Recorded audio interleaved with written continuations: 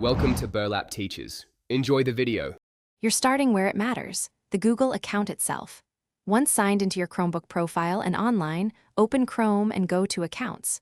Google.com or click your profile avatar and choose Manage your Google account. Make sure you're editing the account tied to this Chromebook, otherwise changes won't apply. Next, go to Personal Info and find Name. This is the only place Chromebook takes display name changes.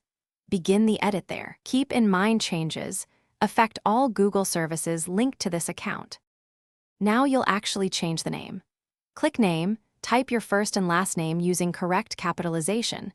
Google enforces character limits and treats middle names as part of the total. Once you press Save, Google often asks you to re-enter your password or complete a quick sign-in check. This is for security. After confirming, the account updates immediately on Google servers, and Chromebooks pick up the new name through sync. Make sure sync is on, so the new label propagates to the profile.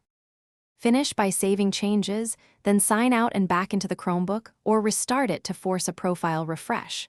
Once done, check the shelf, lock screen, and Chrome avatar for the updated name. Some services may take up to 24 hours to reflect the change.